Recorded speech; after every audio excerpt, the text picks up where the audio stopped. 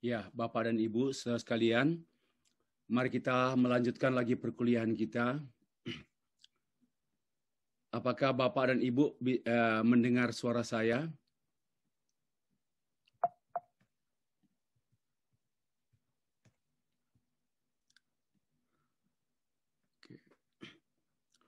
Ya, Ibu Rina mendengar suara sudah. Bapak Ibu yang lain oke? Oke, Pak. Ya, terima kasih.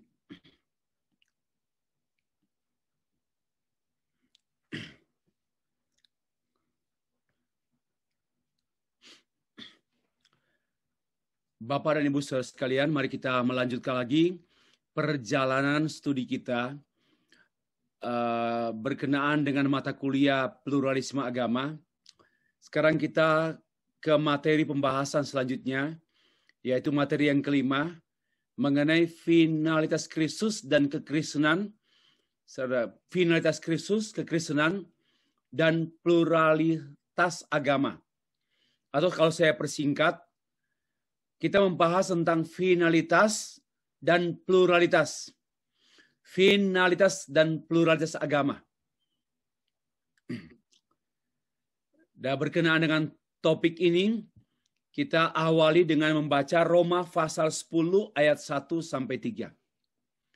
Roma pasal 10 ayat 1 sampai 3. Demikianlah firman Tuhan. Saudara-saudara, keinginan hatiku dan doaku kepada Tuhan ialah supaya mereka diselamatkan. Siapa mereka? Umat Israel. Sebab aku dapat memberi kesaksian tentang mereka bahwa mereka sungguh-sungguh giat untuk Allah. Mereka sungguh-sungguh giat untuk Allah. Tetapi sayangnya tanpa pengertian. Ayat 2 itu.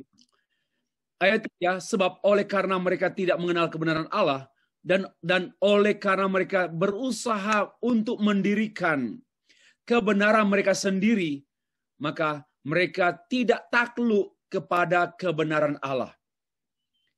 Ya, mari kita memberi perhatian apa yang saya garis bawahi atau yang saya garis bawahi atau yang saya berikan warna kuning. Paulus memiliki hasrat, yaitu keinginan Paulus, keinginan hati Paulus dan doa. Antara keinginan dan doa itu tidak dapat dipisahkan. Keinginan ini bukan keinginan daging. Keinginan di sini satu desire.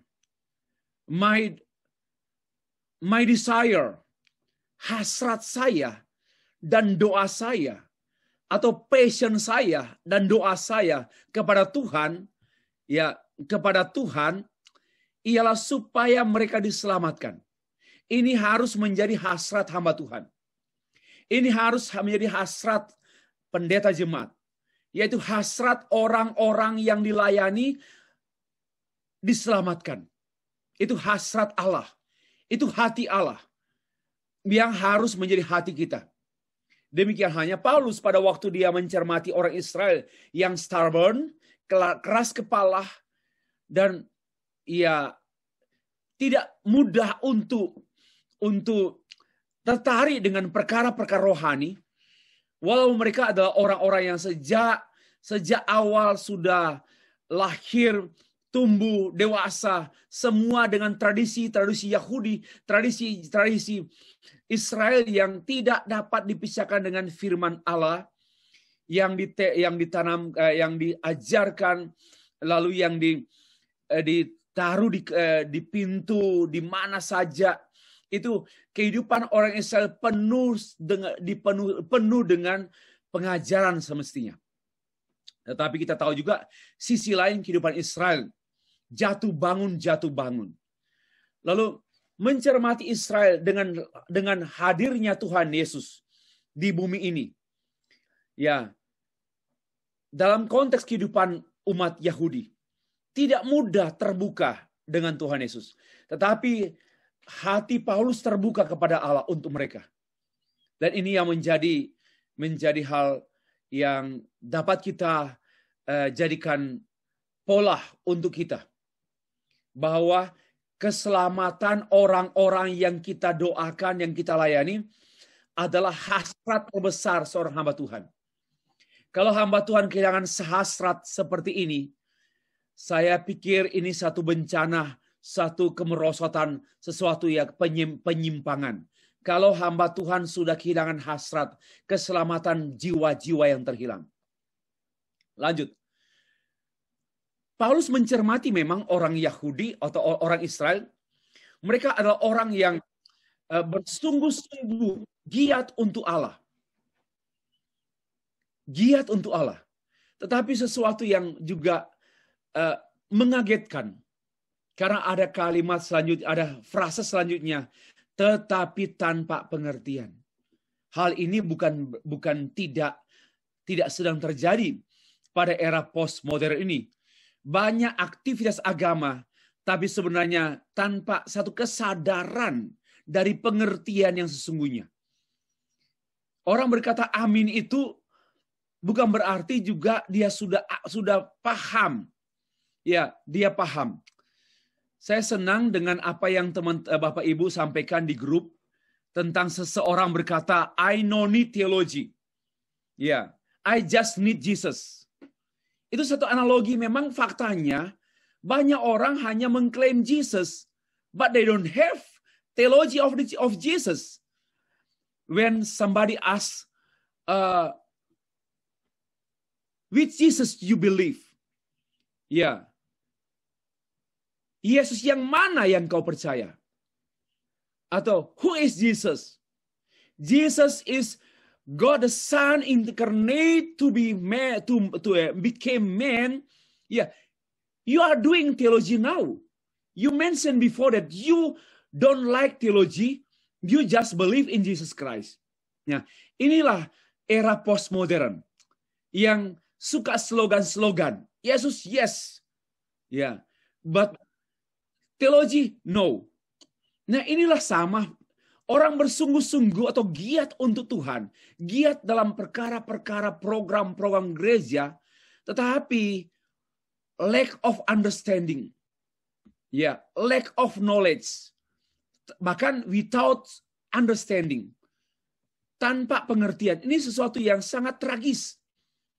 Ya, boleh jadi majelis-majelis gereja yang giat di gereja kita adalah orang yang giat tanpa pengertian. Apalagi dia sibuk-sibuk seperti Marta. Tidak mau duduk di kaki Yesus. Tidak mau belajar. Tapi sibuk dalam pelayanan. Dan bukan hanya majelis. Ya, bukan tidak ada juga hamba Tuhan yang nggak mau belajar lagi. Nggak mau merendahkan diri lagi. Tapi sibuk dengan semua tugas-tugas gereja dan gerejawi. Dan tidak mau lagi duduk seperti kita sekarang ini. Duduk mau belajar untuk menerima pengertian dari Tuhan. Dan orang seperti ini biasanya membangun pengertian mereka sendiri. Seperti yang diungkapkan dalam ayat yang ketiga. Sebab oleh karena mereka tidak mengenal kebenaran, ya, dan oleh karena mereka berusaha untuk mendirikan kebenaran mereka sendiri, maka mereka tidak takluk kepada kebenaran Allah. Inilah gambaran menurut saya tentang para pemikir teologi agama majemuk yang dikenal dengan pluralisme agama atau juga fundamentalisme agama.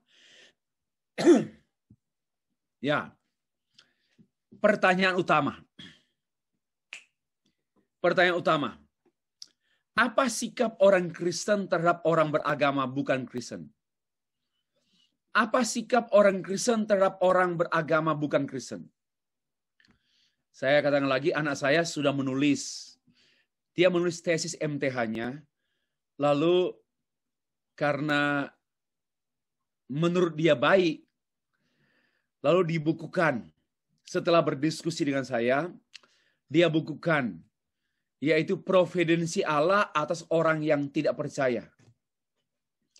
Maka sikap orang Kristen terhadap orang yang tidak percaya atau bukan Kristen, harusnya sikap itu sikap teologis. Bukan sikap antropologis. Ya, saya sesama Batak lah.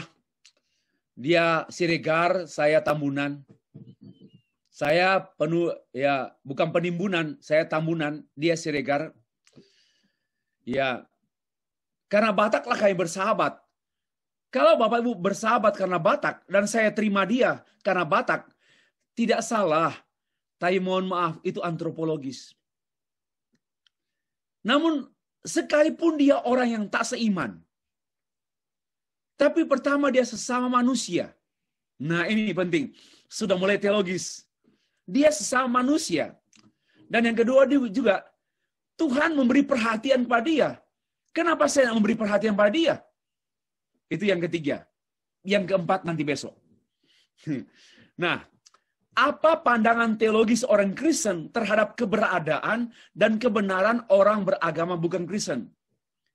Ya, what is your theological view? Ya, theological standing firm. Pada waktu kita mencermati, meresponi, ya orang-orang non-Kristen atau beragama non-Kristen, secara khusus pada waktu mereka menyampaikan kebenaran atau menuturkan kebenaran. Apa tanggapan kita? Ya, yang begitu cepat dan bersemangat menjawab pertanyaan ini, yaitu kaum pluralis. Itu yang kita harus jempoli. Kita harus menjempoli mereka dalam hal ini, karena mereka cepat merespon. Ya, kita harus akui ini secara jujur, mereka cepat berespon. Kita kelompok evangelikal dalam kenyataan sejarah agak terlambat merespon. Kita hanya langsung, kita injili. Betul. Tidak salah, itu penting. Tetapi apakah hanya itu respon kita kepada mereka? Bahkan sebelum kita menginjili, apa respon kita kepada mereka? Oke. Ketegangan. Tension antara finalitas Kristus dan non-finalitas. Ada ketegangan di mana kaum pluralis berpendapat non-finalitas Kristus dan kekristenan. Lalu kita orang Injili menekankan tentang finalitas Kristus. Lalu Reform menekankan finalitas Kristus dan kekristenan. Karena Injili belum tentu setuju tentang finalitas kekristenan. Tapi kalau Reform setuju tentang finality of Christian religion. Oke. Nah, sikapnya kelompok evangelikal dan kelompok Reform berjuang menyikapi non-Kristen secara teologis. Ini sikap yang pantas. Namun kaum pluralis dengan pluralisme agamanya menyikapinya dengan multi ilmu. Sehingga terhadap orang yang terhadap fakta banyaknya agama-agama lain menghasilkan ya sikap yang berbeda. Nah, pada malam hari ini kita lebih banyak memberi perhatian pada sikap ekstrim kanan. Itu pas di hadapan saya di slide di screen, dia di bagian kanan saya menghadap dia, yaitu ekstrim kanan, pluralisme agama. Sikap terhadap finalitas dan pluralitas. Itu pokok inti bahasan, sikap terhadap finalitas Kristus dan pluralitas agama.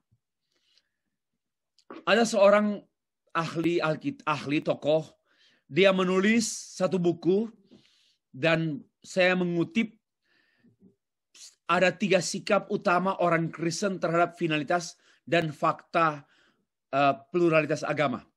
Yang pertama, dia menyebutnya eksklusivisme. Yang kedua, dia menulisnya inklusivisme. Dan yang ketiga, dia menulis pluralisme.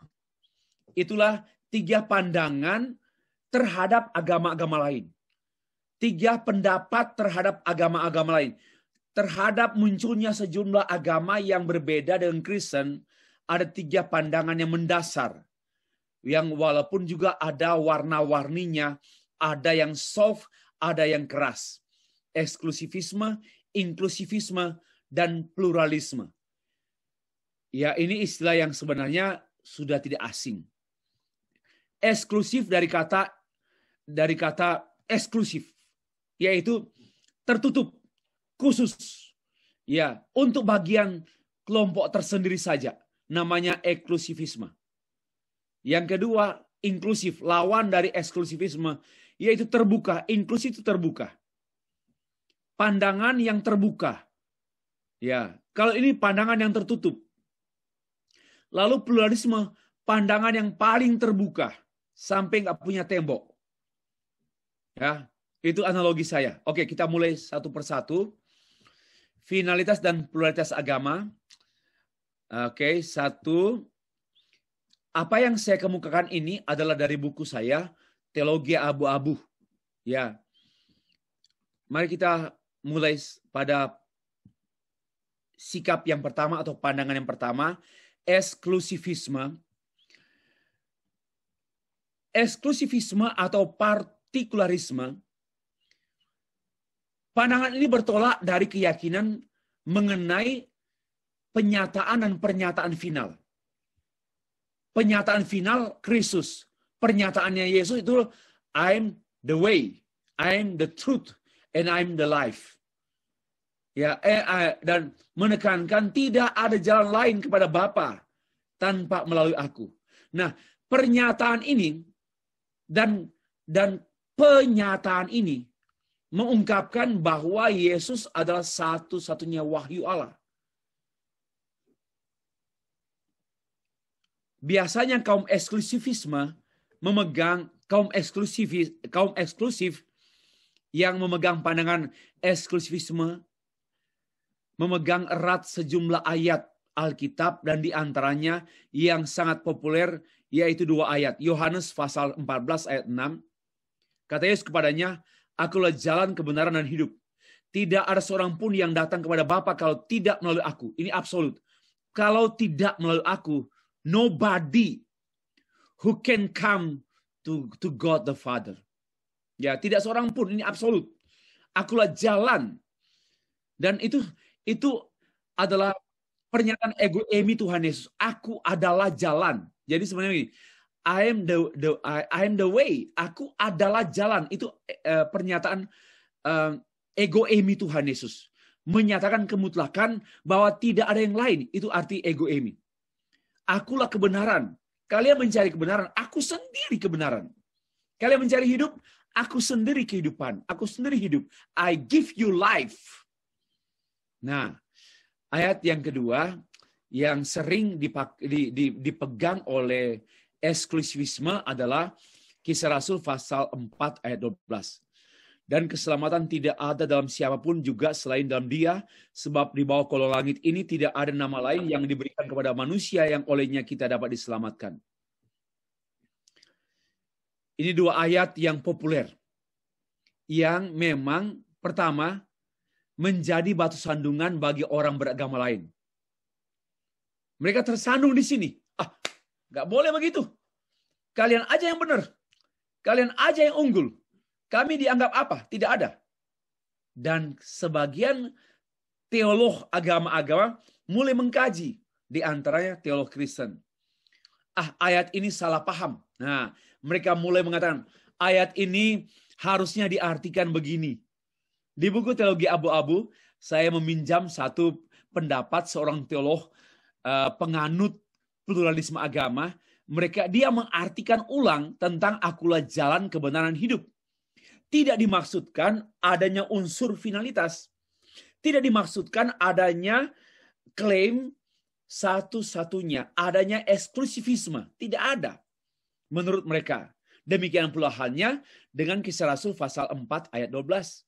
Itu tidak berkenaan dengan finalitas Kristus. Ya. Lanjut. Eksklusivisme atau partikularitas atau universalitas, bukan lisme ya, universalitas Kristus adalah satu-satunya. Satu-satunya yaitu partikularitas. Dan untuk semua orang universalitas. Itu pandangan eksklusivisme. Pandangan ini bertentangan dengan Arminianisme, universalisme, pluralisme, dan postmodernisme. Maka itu saya di satu sisi adalah eksklusivisme. Ya, one side. Ya, dalam saya di satu sisi adalah eksklusivisme. Saya bukan absolut eksklusivisme, bukan. Ya, saya open eksklusivisme. Itu istilah saya. Nah, kenapa saya tidak seperti ini? Eksklusivisme mempertajam, saya typing ya, mempertajam perbedaan antara wahyu Allah secara umum dan wahyu Allah secara khusus. Ya, general revelation and special revelation divided dan separated, bahkan terpisah, tak bersinergi. Itulah yang saya tidak setuju pada eksklusivisme. Tetapi saya ada sisi eksklusivisme. Okay. Clemens dari Alexandria. Dan dikutip dari buku, salah ketik juga, bahwa salvation is obtained in relation to the church.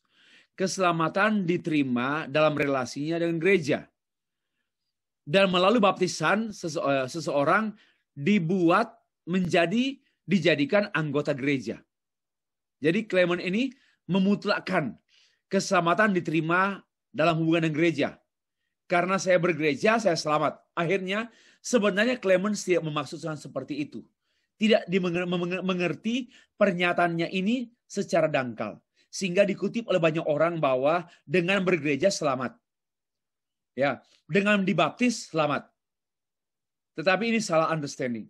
Namun juga banyak orang mengutip pendapat Clemens ini mengakui mengenai pernyataan eksklusivisme.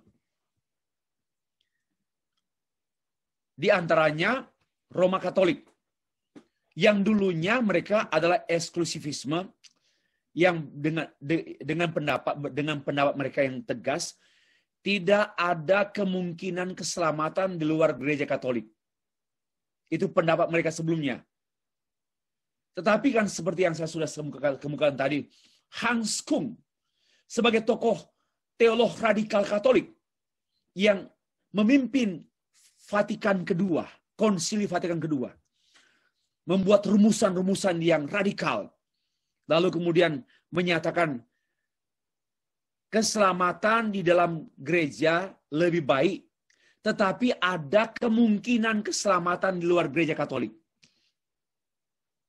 Itu apa artinya? Di luar Kristus dan Kristen ada kemungkinan keselamatan. Ini dia menjadi open. Ini yang namanya inklusif, menjadi terbuka. Pandangan yang terbuka, inklusif. William Carey, bapak misi modern, bersemangat dalam misi di India karena dia mempunyai keyakinan tentang finalitas Kristus. Saya pun demikian.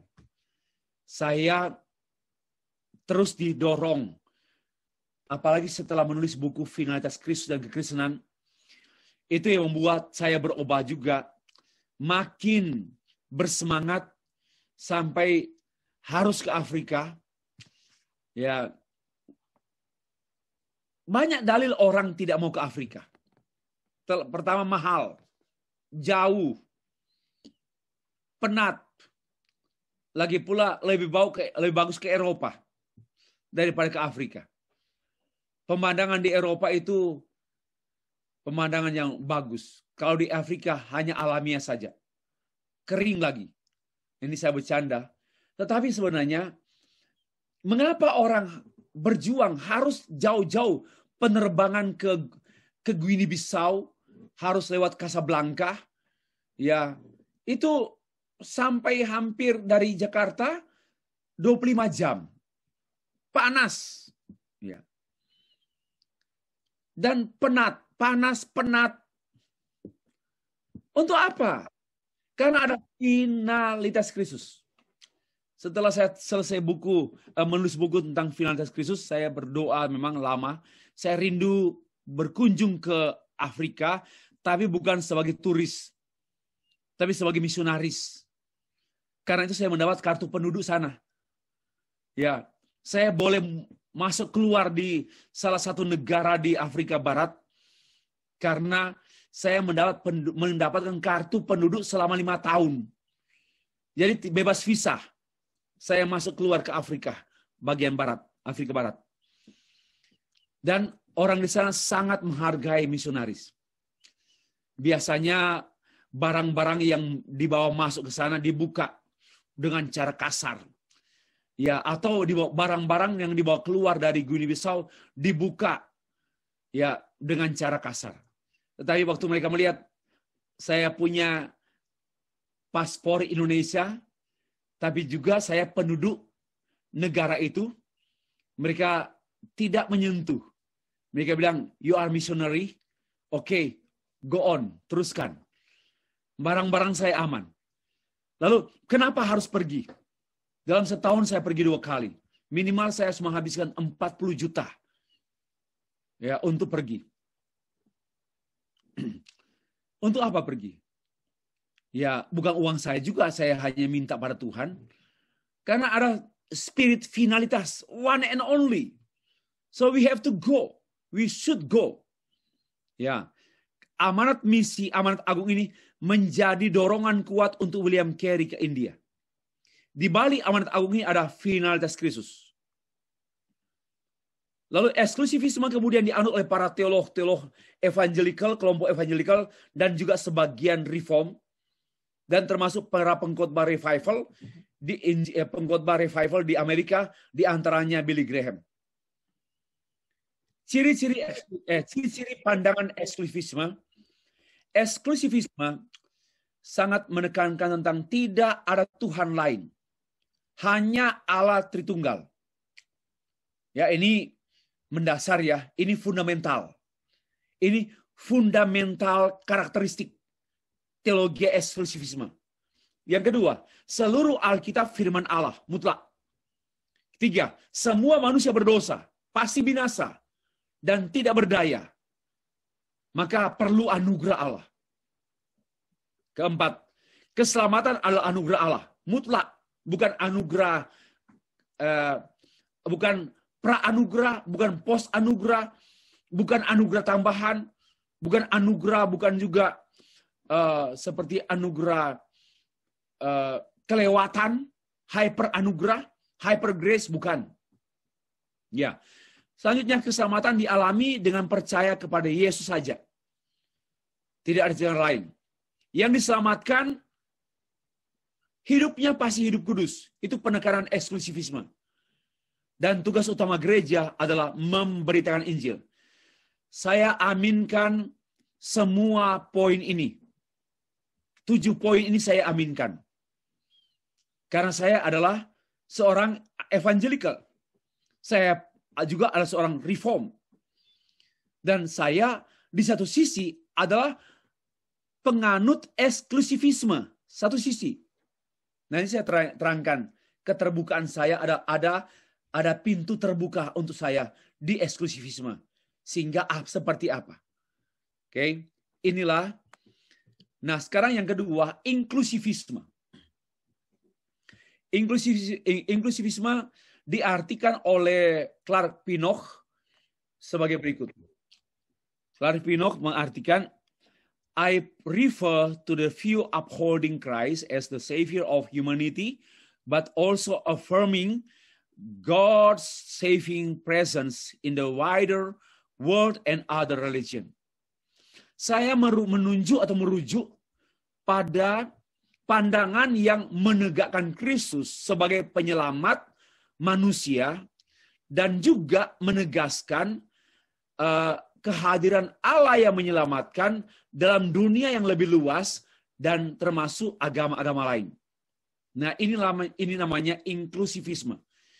Satu sisi dia percaya Yesus satu-satunya, tetapi di sisi lain dia juga percaya bahwa kehadiran Allah juga lebih luas di dunia dan termasuk Tuhan hadir di agama-agama yang lain.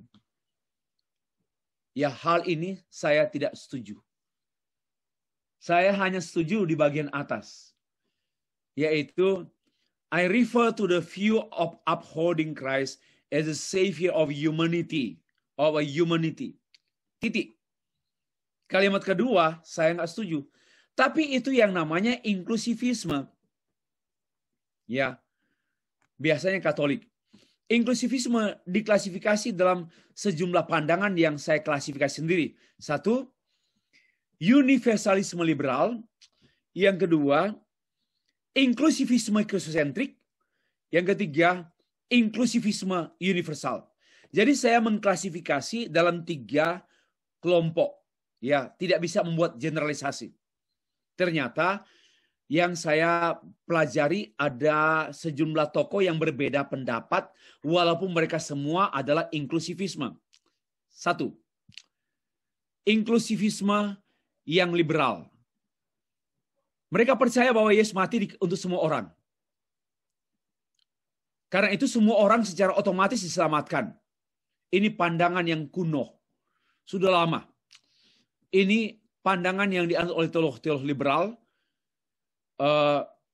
Yang menjadi pintu terbuka, membuka pintu untuk kaum pluralis membangun pandangan mereka yang bersifat inklusif dan bahkan pluralisme. Inklusivisme dan bahkan pluralisme. Mereka percaya bahwa Allah tidak dapat dibatasi hanya pada satu bangsa, satu gereja, satu suku, satu agama, satu kelompok. Melainkan Allah itu adalah Allah untuk seluruh dunia. Semua manusia pasti akan diselamatkan tanpa terkecuali. Dan di antaranya ada seorang tokoh bapak gereja bernama Origenes. Dalam tulisan yang saya kutip di New Bible Dictionary, Theological Dictionary, New Dictionary macam of Theology, Origenes menulis demikian. God would eventually restore the entire created order, including Satan himself.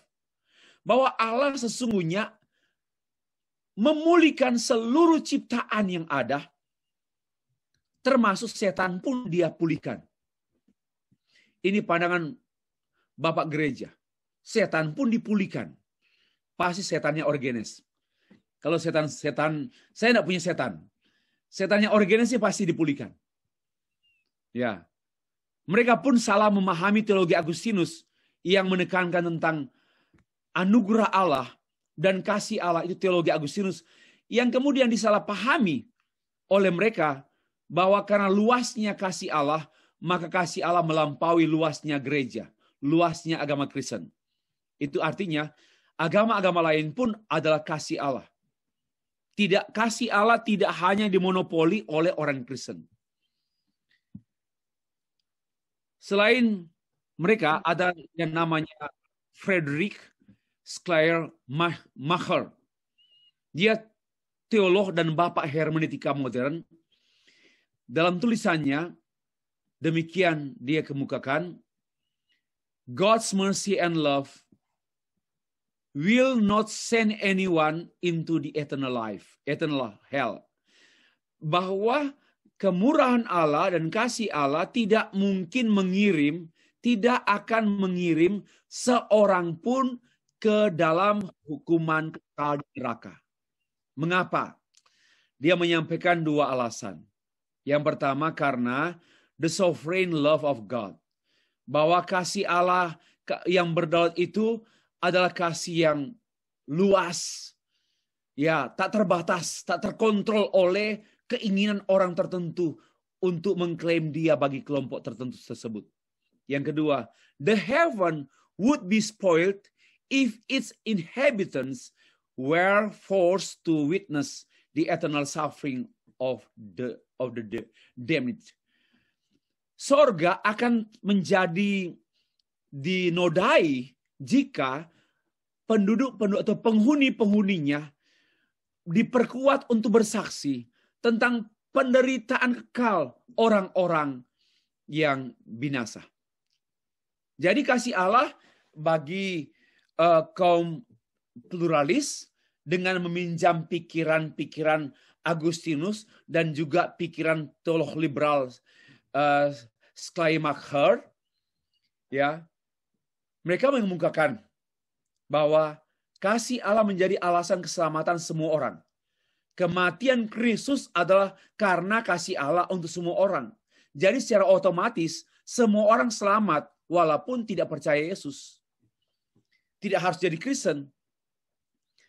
Pandangan ini telah melumpuhkan misi gereja pada akhir abad 20 yang lalu.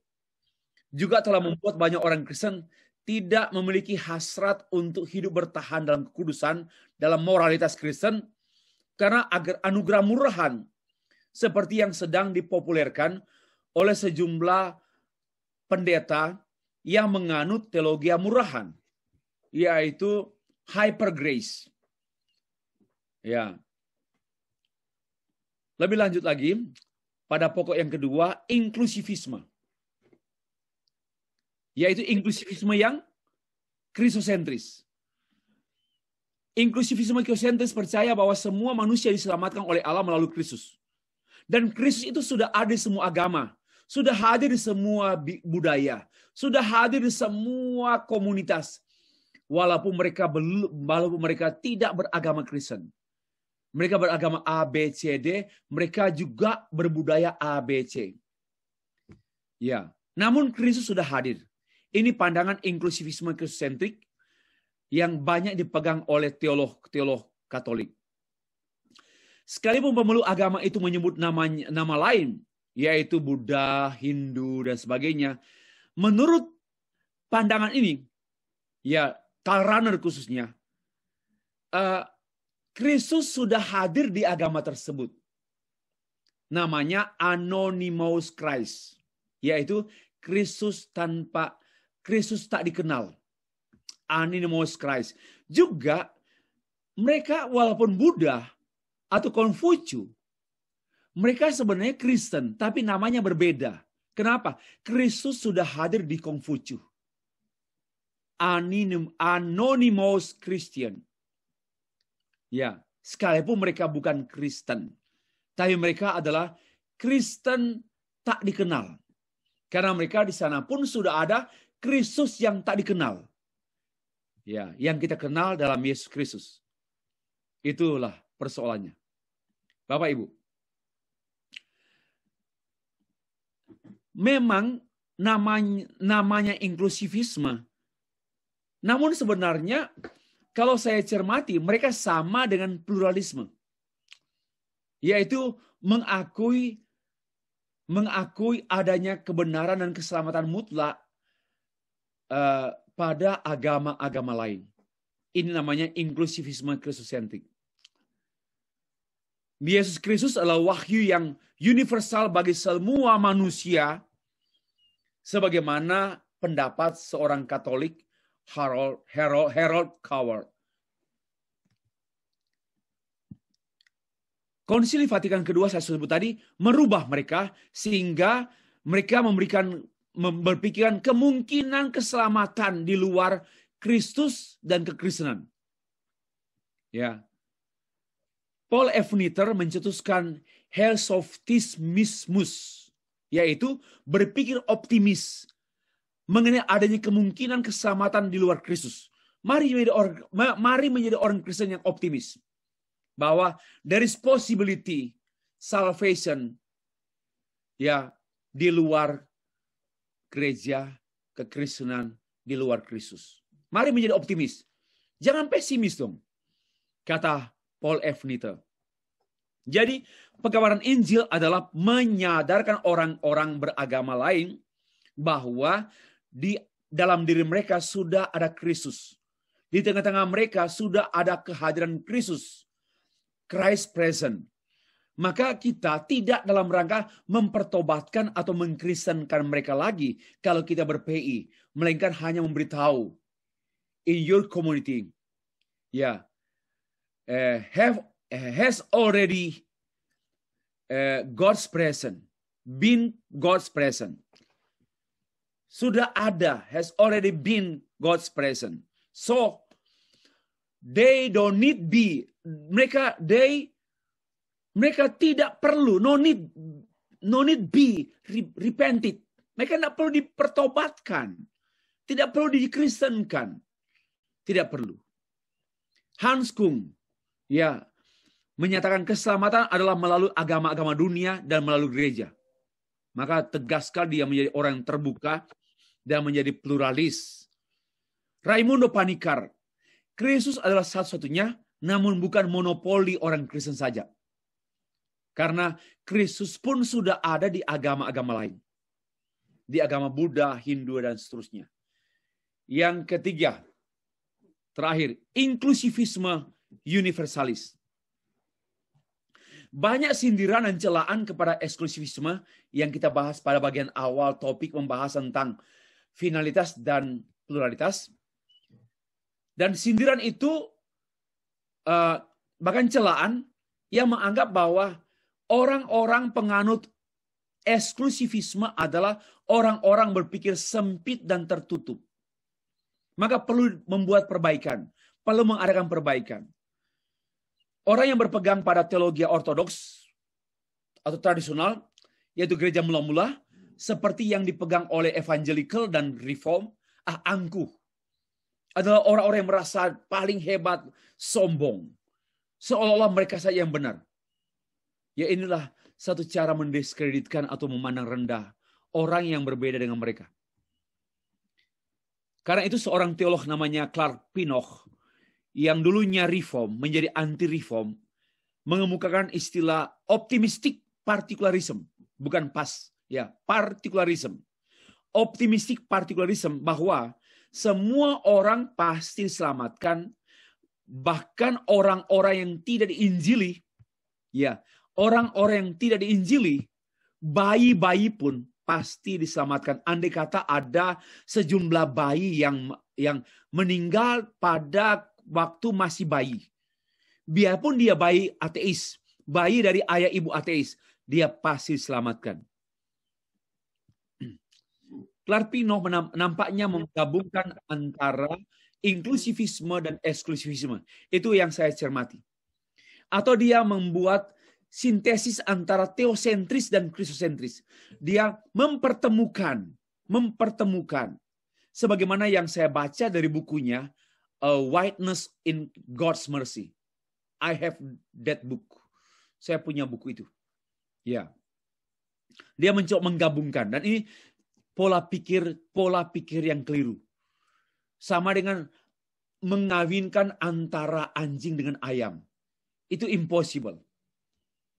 Sama juga, Pak, solusi ada pluralisme agama, ada fundamentalisme agama, ya kita cari jalan tengah. Nggak ada jalan tengah. Jalan benar. Mari rubah cara pikir. Nggak ada jalan tengah. Jalan tengah itu sungai. Karena yang di jalan kiri itu mau ke perapat kan? Jalan kiri itu ya ini. Jalan kanan pun ya jalan. Tengah itu sungai. God. Ya, nggak ada.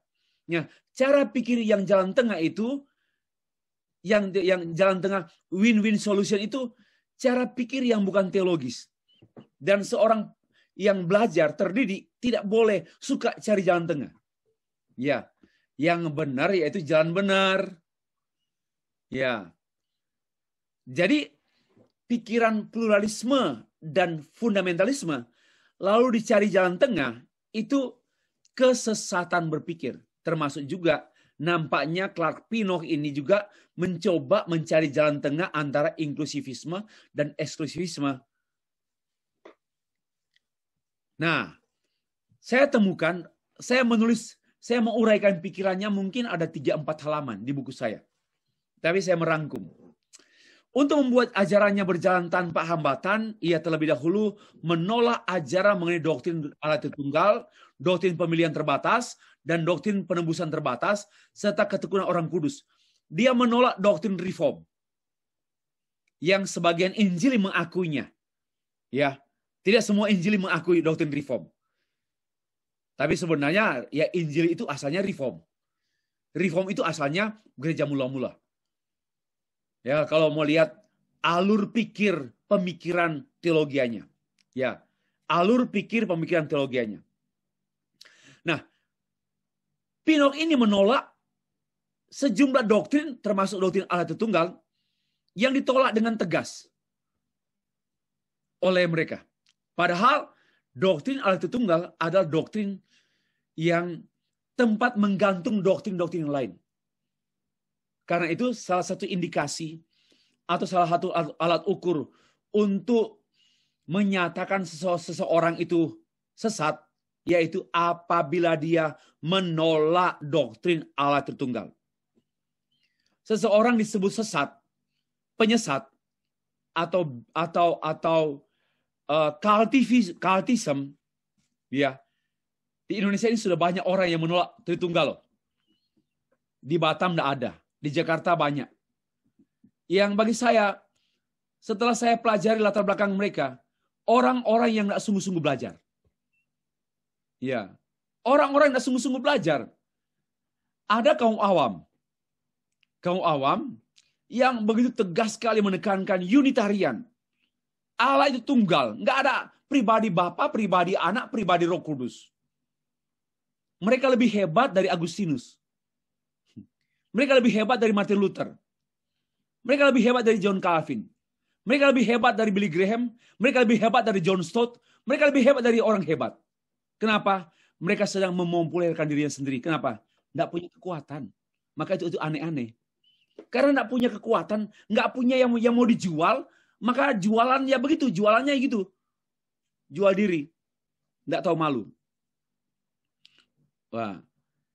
Baginya, ya khususnya Pinok, Allah bekerja tanpa batas dan tanpa dibatasi oleh kelompok tertentu, oleh komunitas tertentu.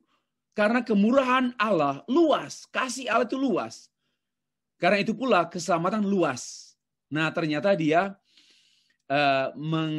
mencari jalan tengah yang tidak ada. Tapi jalan tengahnya itu dirinya sendiri. Maka dia menginjak dirinya sendiri yang dia jadikan jalan. Nah, kita tiba pada pokok terakhir, pluralisme agama. Ya, ini bagi gayung bersambut dan menyambung, baru lahirlah, berakarlah pandangan pluralisme agama. Clark Pinnock mengartikan pluralisme agama adalah pluralism is the position that denies the finality of Christ and maintains that all the religions are equally salvific parts to God. Pluralisme adalah posisi, pegangan, pandangan, kedudukan yang menolak tentang finalitas Kristus dan mempertahankan bahwa agama-agama lain memiliki jalan keselamatan yang equally salvific parts, ya, equally salvific parts, jalan-jalan keselamatan yang equal kepada Allah. Itulah pluralisme agama. Semua agama diharapkan mengakui kebenaran agamanya masing-masing. Itu tafsiran sebagai hal yang tak bagi dirinya sendiri, tetapi dia menjadi relatif pada waktu dia bertemu dengan agama lain. Dan kita harusnya begitu. Silakan kita begitu menjadi orang yang begitu kaya dengan absolut, hal-hal yang absolut dalam gereja kita, tetapi pada waktu kita berjumpa dengan orang beragama lain, kita harus berkata, we are relative. Kebenaran dan keselamatan agama lain adalah mutlak bagi pemeluknya karena tafsirannya, namun relatif bagi kita. Demikian pula kebenaran agama kita, keselamatan agama kita adalah mutlak bagi kita, tapi haruslah kita akui relatif bagi mereka. pluralisme agama semakin menggelinding karena spirit postmodernisme. Ya, keterbukaan yang nampak pada gelombang globalisasi budaya, pemikiran itu bagai terbang bersama-sama dengan sayap Raja Wali dari Amerika, dari Eropa, dari Asia, sama-sama terbang. Dan mereka mengklaim sebagaimana klaim postmodernisme, bukan postmodern, postmodernisme. Saya postmodern setuju. Postmodernisme pikir dulu. Bahwa sesungguhnya tidak ada kebenaran. Yang ada adalah tafsiran. Itu postmodernisme. Tidak ada kebenaran yang sesungguhnya. Karena semua kebenaran itu tafsiran. Sehingga benar bagi si penafsir A dan benar bagi si penafsir B. Karena semua hasil penafsiran itu adalah berkembang juga menurut Richard Rorty, seorang filsuf modern dan postmodern. Mereka pun percaya bahwa agama-agama yang ada, termasuk Kristen, adalah bagian-bagian dari partikel-partikel utama, kebenaran utama. Jadi ada kebenaran utama, dan sebagian kebenaran itu terpental pada Kristen. Potongan kebenaran yang satu Hindu, potongan kebenaran yang kedua Buddha, potongan kebenaran yang kedua Konghucu, potongan kebenaran yang ketiga Shinto. Nah, jadi untuk kita mengalami kebenaran yang utuh, kita harus membangun pluralisme agama atau teologi agama-agama. Karena dengan menyatunya belajar menyusun parsel kebenaran agama dari A, B, C, D ini adalah kebenaran yang utama dan utuh. Kristen itu kebenaran parsial. Hindu itu kebenaran parsial. Buddha itu kebenaran parsial. Islam itu kebenaran parsial. Puzzle. Untuk itu perlu disatukan. Nah, ini yang saya kritik. Mereka itu perusak agama. Perusak gereja, perusak masjid, perusak wihara, perusak semua. Dan itu mereka tidak Pancasilais. Perlu ditendang keluar ke bulan. Karena mereka perusak. Dan tidak mengakui juga. Dan mereka sedang menawarkan satu agama baru. New religion. Hati-hati. Ya. Dengan didukung oleh para teolog liberal atau hasil-hasil kajian teolog-teolog liberal yang mereka pakai dan adopsi, pandangan universalisme, mereka juga sangat suka dengan pandangan universalis yang dikenal dengan universalisme, dan semua jenis inklusivisme. Kaum pluralis menekankan anugerah dan keselamatan universal, God only, bahwa anugerah itu Allah saja, kebenaran itu Allah saja, but not Christ. God alone, not Christ. Itulah pikiran mereka. Christ is not. God alone. God only. Nah, ini bersinergi dengan, saya lupa mencantumkan di screen, teori Kopernikus John Hick. Dia mengambil analogi klaim gereja dulu bahwa bumi ini pusat tata surya. Sehingga semua planet-planet, bintang-bintang yang lain berputar pada mengelilingi bumi. Lalu temuan pendapat gereja seperti itu diubah oleh Kopernikus, seorang ahli filsafat, saintis, matematika, logika. Bahwa sesungguhnya yang benar itu matahari adalah pusat tata surya. Sehingga mataharilah tempat poros berputar planet-planet termasuk bumi.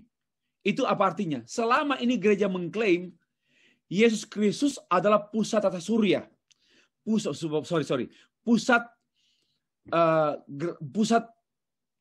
seluruh planet-planet, seluruh bintang-bintang.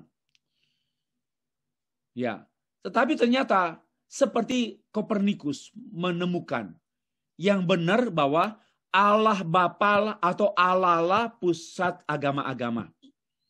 Pusat keselamatan adalah agama-agama. Pusat kebenaran adalah agama-agama. Pusat kebenaran, pusat agama-agama adalah Allah, bukan Kristus. Selama ini kita sudah salah. Orang evangelikal menekankan Christ is the center. Yang benar adalah theosentris. Nah, mereka suka meminjam istilah reform, tapi artinya lain. Saya harus theosentris. Seluruh hidup kita berpusat pada Allah. Tapi pengertian mereka salah. Tidak seperti itu maksud saya. Yaitu seluruh agama-agama berpusat pada Allah. Theo is the center. Itu namanya theosentrik. Tapi itu bukan pengertian Injili dan bukan pengertian reform berkenaan dengan Kristus atau Allah adalah pusat segala sesuatu. Pusat gravitasi dunia. Christ is the center of seluruh dunia. Bukan. Mereka menyangkalnya. Nah, ada seorang bernama Stanley Samarta. Dia memberikan kritik dan komentar serta ajakan. Please be more faithful to the original message of Jesus himself. Although the witness of the Old Testament writer is Christocentric, Jesus Christ himself is theocentric. Ya, ini marilah kita menjadi lebih setia kepada berita asli Tuhan Yesus Kristus sendiri. Sekalipun saksi-saksi perjanjian baru, penulis-penulisnya adalah Kristosentris. Tetapi jangan lupa, para penulis kitab-kitab perjanjian baru adalah Kristosentrik. Tapi jangan lupa, Kristus itu sendiri bukan Kristosentrik, tetapi teosentrik. Inilah penipuan. Dia mampu menggunakan istilah-istilah kita, tetapi dengan pikiran kotor dia. Dia mampu menggunakan kata-kata, kalimat-kalimat yang sudah populer di gereja Kristen, di gereja yang lalu mereka menggunakan kata itu tetapi dengan muatan dan meaning yang berbeda. Bahkan bukan meaning yang berbeda saja, meaning yang kontradiksi. Bagi Samarta, doktrin Kristen yang terlalu memutlakkan Kristus adalah suatu bentuk penyembahan berhala. So, Yesus jangan dimutlakkan. Kalau kita Yesus, sedikit-sedikit Yesus, dan semuanya dilihat dalam kacamata Yesus, maka itu kita sedang melakukan penyembahan berhala. According to Samarta, Stanley Samarta. Eka Dharma Putra dalam tulisannya, dalam bahasa Inggris, memang Indonesia, saya lihat di jurnal bahasa Inggris.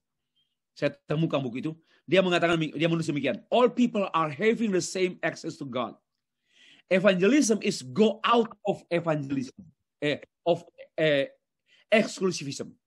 Semua orang sedang memiliki akses yang sama, pintu yang sama, jalan yang sama kepada Bapa, kepada Allah. Karena itu, penginjilan itu bukan membawa orang kepada Kristen, bukan membawa orang kepada Kristus, tetapi penginjilan adalah keluarlah engkau dari pikiran eksklusivismemu yang menyembah Yesus sebagai Allah, padahal dia bukan Allah. Kamu sedang memberhalakan dia.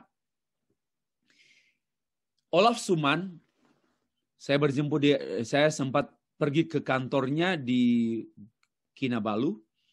Dulu dia tokoh yang cukup terdepan di WCC dunia dan di Indonesia. Dia cukup lama di Indonesia dan banyak berkontribusi untuk spirit dialog antar agama di Indonesia, dan dia diakomodasi oleh PGI dan juga mengajar di STT Jakarta. Kemudian dia sekarang mengajar di Sabah Theological Seminary, Kota Kinabalu.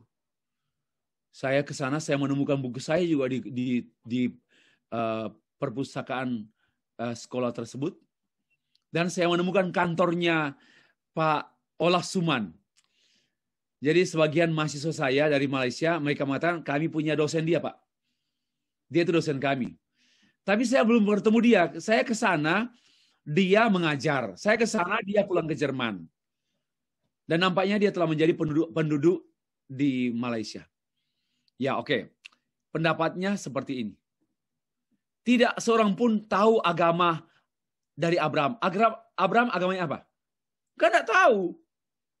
Untuk apa membawa orang ke agama Kristen? Agar Abraham saja nggak tahu di agamanya apa. Untuk apa membawa orang menjadi Kristen? Nah, karena apa? Semua orang dapat berhubungan langsung dengan Allah tanpa melalui Kristus. Kita Christ bukan mediator satu-satunya. Kita bisa kontak, buat approach kepada Allah Bapa langsung tanpa harus Kristus. Ini orang Kristen, ini teologi, ini reform, ini bukan reform, itu bukan reform. Teolog agama-agama, pengajar STT. Nah, ini yang terakhir. Yonas Rahmat pernah menjadi pendeta GKI, belajar teologi di Jakarta dan di salah satu perguruan tinggi di Belanda. Dalam tulisannya mengenai kristologi anak manusia, dia membuat tulisan, dan ini dia pun tidak bantah saya atau dia belum baca. Orang yang menjadi pencinta dia pun tidak berani membantah karena betul apa yang dia tulis, bahwa ia membuktikan dari hasil studi mengenai anak manusia dalam kitab Yohanes dengan konsep suborinasinya, dia membuktikan ternyata Yesus bukan Allah. Ya, untung dia bukan karismatik yang langsung beri kemuliaan pada setan. Tepuk tangan untuk setan. Nah, ini Yesus bukanlah Allah. Ini pikiran seorang teolog. Dan saya mengatakan, dia bukan teolog, ilmuwan. Karena liar sekali, radikal sekali. Saya nggak tahu dia di mana sekarang. Ia mencela pandangan yang menyatakan bahwa Yesus adalah satu-satunya juru selamat, dia celah. Karena itu Rahmat mensejajarkan Yesus Kristus dengan Krishna, Buddha, Muhammad, Fransiskus dari Assisi, ya, mensejajarkan dengan Mahatma Gandhi, Ibu Teresa, Kagawa, Panglima Sudirman. Jadi pikirannya begitu dangkal, dan bukan dangkal, begitu aneh. Ya, bagi saya itu aneh, bukan teolog dia, aneh. Dia sejajarkan Yesus Kristus dengan tokoh-tokoh dunia, tokoh-tokoh agama. Ya, seperti yang kita baca atau lihat di screen. Itulah, jadi kita simpulkan, bukan simpulkan, kita membuat summary terhadap topik finalitas dan pluralitas agama, finalitas Kristus dan pluralitas agama, muncullah sejumlah tanggapan. Untuk apa? Karena antara finalitas dan pluralitas itu konflik, itu api. Ya, itu api. You claim final, but kita itu plural. Nah, pertemuan antara yang final dan yang plural ini pasti konflik, dan itu betul konflik. Nah, maka itu orang membuat pandangan-pandangan, bagaimanalah pendapat kita? What is your response? Apa tanggapanmu terhadap orang-orang tak seiman atau tak seagama dengan kamu? Muncullah 3 pandangan yang garis besar, pandangan yang utama. 1, saya awali dulu dengan sesuai sejarah, universalisme. Partikularisme atau eksklusivisme. Lalu muncullah kontra dengan eksklusivisme, yaitu inklusivisme. Bukan kontra. Melampaui inklusivisme, pluralisme. Melampaui pluralisme, neopluralisme. Saya tidak bahas karena dia seperti bangsa itu pandangan seorang Katolik Filipino mengenai neopluralisme. Itulah. Nah, ternyata dalam inklusivisme saya mengklasifikasinya dalam 3 klasifikasi. Yang saya awali dengan universalisme liberal. Lalu inklusivisme yang kristosentris. Seperti itu. Nah, pernyataan penutup saya untuk materi ini dalam terang Roma pasal 10 ayat 1-3. Saya melihat paralelisme berpikir Israel dan pluralis. Kaum pluralis dengan pluralisme agama mereka adalah suatu usaha yang sungguh-sungguh giat bagi Allahnya, namun tanpa pengertian teologis. Karena pengertian mereka adalah pengertian multi ilmu. Kaum pluralis tidak menerima kebenaran Allah, melainkan membangun satu atau mendirikan satu kebenaran sendiri. Dan tidak tunduk pada Alkitab, kebenaran Allah. Mereka seolah-olah memegang Alkitab, membicarakan Alkitab, menafsirkan Alkitab, tetapi yang dengan presuposisi, asumsi yang sudah terbentuk oleh faktor-faktor. 6 faktor tadi. Faktor teologis, faktor yang pemicu dan pemacu berbangkitnya pluralisme agama, faktor filosofis, sosiologis, antropologis, dan faktor eklesiologis dan sebagainya. Maka saya menyatakan bahwa sesungguhnya mereka mendirikan kebenaran mereka sendiri. Dalam buku Teologi Abu-Abu saya menyatakan bahwa mereka mendirikan Menara Babel yang sudah kacau sejak mereka mendirikan. Dan itulah faktanya, karena sudah kacau saat mereka mendirikan, menurut pencermatan saya, sampai saat ini, saya nggak lihat lagi, saya nggak dengar lagi, ada pandangan seperti itu sedang menguasai Indonesia. Sudah tumbang. Tetapi dia masuk menjadi pecahan-pecahan pikiran, melengket pada New Age Movement, yang muncul juga di Injili. Sekarang, tolong periksa buku saya. Sejumlah argumentasi saya tentang Injil ini sudah sedang diubah. Ya, sedang diubah. Menjadi semakin lentur seperti karet. Ya, seperti karet.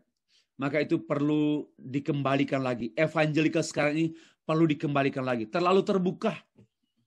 Ya, semua gereja A, B, C yang pandangannya pun tidak mengakui lagi mengenai yang tidak dicirikan oleh 9 atau oleh 7 karakteristik evangelical pun ya mereka sudah terima. Ada di kubu evangelical. Perlu ya, sampai sekarang saya sangat sedih oleh karena di Indonesia saya belum pernah menemukan satu buku teologi Injili kecuali terjemahan-terjemahan Pak Rudi. Mereka sudah puas dengan terjemahan-terjemahan Barat. Saya sedang menulisnya. Harap bisa selesai tahun ini. Makin lama pandemik ini makin cepat selesai. Ya, jangan berdoa begitulah. Baik.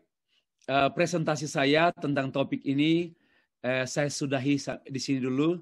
Sekian dan terima kasih. Tuhan semakin menantang untuk kita berpikir lebih serius dan lebih berhasratlah untuk ini. Terima kasih.